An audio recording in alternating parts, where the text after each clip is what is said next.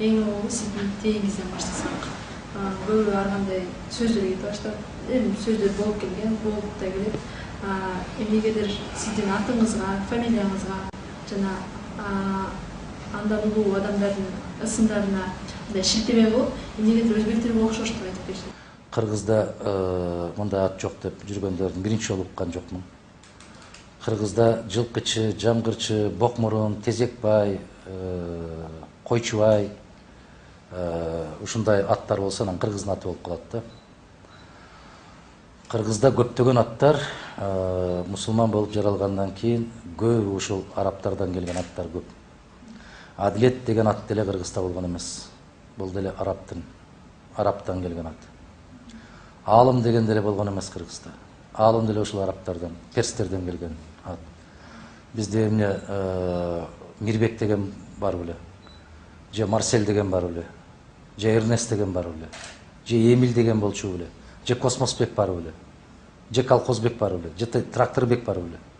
Же Съездбек бар беле. Да, ойлонуп карап көрүш керек да. Кандай болду, кайдан келди, эмне болгон ат дегендей болду. Ошол сыяктуу эми айткандар айтып келген айта берсин. Мен сыймыктанам. Мен канча жолу айттым, атыңызды ким койгон деп атасыз? Чоң атам койгон. Азан чакырып коюлган ат. Мен атамдын өзүнүн аты деле ким санбай эмес. Кыргыздар ырымдап бешикке салганда кулак азан чакырып койгон аты башка болот. Бешикке бөлөгөндө ырымдап койгондо башкача коет. Эми үчүн саке, маке, таке болуп кетип баратат. Дал ушул сыяктуу. Менин өзүмдүн атамдын аты ошол Ибрагим, Мухаммед Ибрагим. Чоң атам Эмичумад Умар, өзүнүн аты Мухаммед Умар. Бизде азыр жанакы Ташмамат деп атпайбы? Ташмаматтардын баарынын аты Таш Мухаммед. Бекмамат дешип атпайбы? Бекмаматтардын бүт баары Бек Мухаммед. Мына ушундай болуп келген. Аны жанакы китепте окубаган, же болбосо андан кабары жок азаматтар ар кандай сөздөрдү айтып кете берет да. Азыр көбүнчө мисалы бул шайлоодо аймактык мүнөз басымдуулук кылат деп атат да. Айрыкча кандык дейбиз же уруулук мүнөз дейбиз. Сиз уруңузду айтып бердиңиз. Жет атамды билип жүр дейт. Аны билип жүр дегенде бөлүнүп жарылуу үчүн эмес, тегиңди билип жүр деген сөз. Кыргыз бул жаатынан өтө терең философия менен караган. Эмне үчүн ошол жет атаңды билип жүр дейт. Бул кыргыздын каны аралашып кетпесин деп. Жакын менен жакын биригип кетпесин деп. Мына ошондой болуп, азыркы тил менен айтканда генофонд маселесине көп көңүл бурган. Эмне үчүн ошол эле кыргыздар кыргыз эмес башка улуттар жашаган жерге барып, бул улутчул дейт. Кыргыздан башка эч кимге күйбөйт деп айтышат. Туурабы? Көбү касып ушуну. Ушуну жазып жүргөн ким? Кыргыз. Ошол сөздү кыйкырып жүргөн ким? Кыргыз. Улутчул дейт. Мен 98-99 жыл болсо керек, Аскар Акаевич катышып отурганда сессияда айттым эле. Өз улутуңду, өз тилиңди, өз мекениңди, өз элиңди, өз тарыхыңды, өз каада салттарыңды сүйгөн бул кылмышкер болсо, номер 1 кылмышкер мен. Мен сүйөм. Элди сүйөм, тилди сүйөм, өзүмдүн тарыхымды, өзүмдүн каада салтымды сүйөм. Эми ата-энеңиз жөнүндө айтып берсеңиз. Жана уруңузду айтпай кеттиңиз дегенден андан уялбаш керек, дагы бир жолу баса айтам, ал ушул бөлүнүп жарылыш максатында эмес. Мен Бостон болом, Бостондун кызыл аягы болом. Бул биринчиси, экинчиси. Анан мындай дагы суроо келгенде, өзбек улутуна мамилеңиз кандай деп? Мага баары бир. Жараткандын алдында баары бир. Биринчи кезекте Алла Таалам жаратканда мусулман кылып, 6 миллиард калктын ичинде мусулман кылып жаратып койгону бул бакыт, чексиз байлык ушул. Экинчиден ошол мусулмандын ичинде кыргыз кылып жаратып койгону чоң бакыт. Биз Кыргызстанда жашап аткандан кийин өзбеги болобу, уйгуру болобу, таджиги болобу, татары болобу, дунганыбы, бизге баары бир. Жараткандын алдында баары бир. Мен кишини улутуна карап бөлбөйм. Кишини колу тазабы, ою тазабы. Ушуга карап гана бөлүшүбүз керекпиз. Бизде телефон бар экен, кабыл алсак, Саламатсызбы, түз байланыштасыз? Алло. Саламатсыз, түз байланыштасыз. Рахмат. Мен Азахмат Баровго калуум бар эле. Рахмат. Президент болуп калышына мен Ак Косого конушунда турам.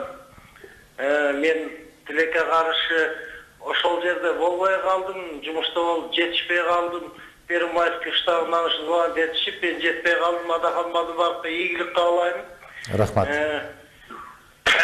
Кандай десек, ушул бизге ушул жигит келсе, биздин Кыргызстан оңолот деген ишенимим бар.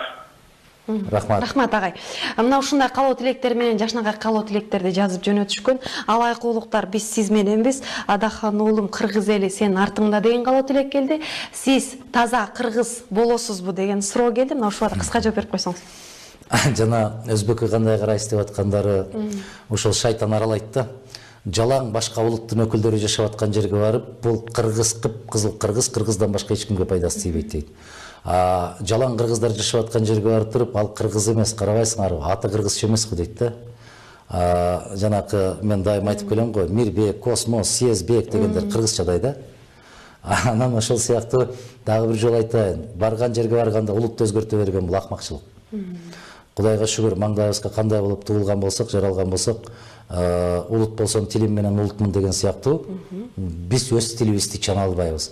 Өзбектерге барып алып айтат, тескерисинче бул баарыңарга келсе калпак кийгизет деп.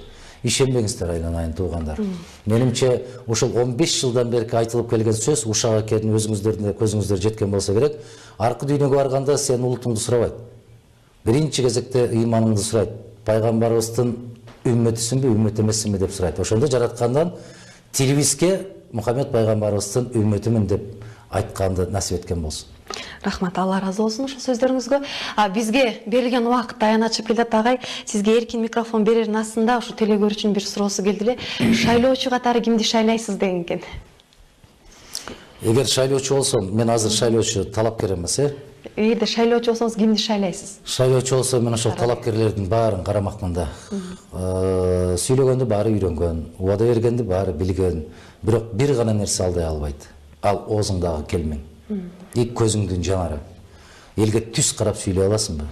Көзүңдү алып качпайсыңбы? Мен ошолордун ичинен аябай катуу кылдаттык менен карап, оң жамбаш менен жатып, курсагым менен эмес, акылым менен кеңешип, жүрөгүм менен кеңешип, ошо бирөөсүн тандап алмакмын. Балким бул сиздерге дагы бир пайдалуу кеңеш болду болуш керек, урматтуу телекөрүүчүлөр. Азыр биз Адахан мырзага эркин микрофон. Кыргыз элиме? Канча убакыт? 3 мүнөттө.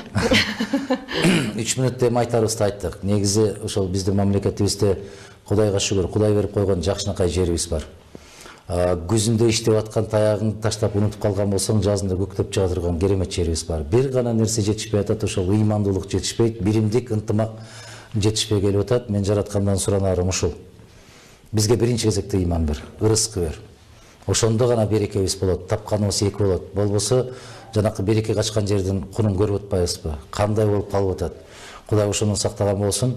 Жанакы шайтандар аралап жүрүп, Кыргызстанды аймакка бөлүп, улутка бөлүп, анан бир улуттун ичинде урууларга бөлүп аткандардын ушуларга каргыш айткым келбейт да. Бирок каргышка тете иш кылышып атат ушулар. Мухаммед пайгамбарыбыз дагы баары таяк менен сабап, таштар менен уруп, бети башы канжалап турган мезгилде артында турган шакирттер айтканга: "Эй Расулаллах, Алланын уадасы бар, каргач ушуларды, артында турган тоо көчүп, ушулар тоонун астында калып калсын" дегенде дагы биздин пайгамбарыбыз айткан: "Мен бул дүйнөгө каргаш үчүн эмес, алкаш үчүн келгенмин" деп. Мен да ошолорго кээде пенделик кылып аябай катуу сөз айтып жибергим келет.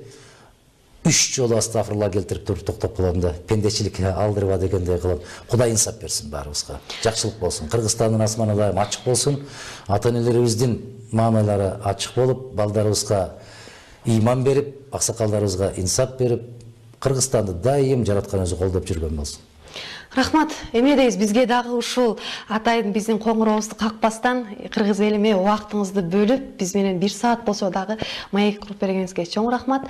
Эми бир Кудайым өзү көрүп турат, өзүңүз айткандай, кимге Алла Таалада да, бул жерде параборчулукка да алданбай, бардыгы буйруктан кимге буйруса, Кудайым, мен ойлойм сиздин алда койгон максаттарыңыздын баары ишке ашсын деп. Рахмат сизге дагы бир жолу, ишиңизде ийгилик.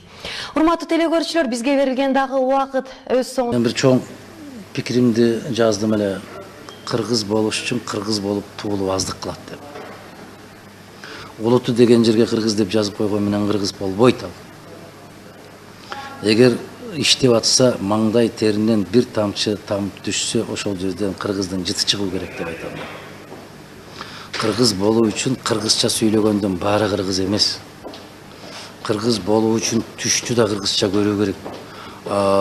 Ойду да керек болсо, мына дүйнө таануу сезими, дүйнө кабылдоо философиясы. Ошондо гана кыргыз деп айтса болот. Балдарым кичүү кезинде бир жерге барып калып, ата, биз чыга берсек болобу? Ата, мен машинага чыга берейинчи десе, ай, балдарың кыргызча сүйлөп турбайбы деп. Анан кайсы тилде сүйлөсүн алар? Кайсы тилде сүйлөсүн алар? Папа, мама дебейби дейт. Көрдүңүзбү? Демек, ошол балдарың папа, мама дебегенден кийин сен бүгүнкү жашоо шартына дал келесиңби дегенде көзүнүн кыйгы менен карайт да. Ата дебей, апа дебей, анан эмне десин? Аташка, апашка десинби? Ооба,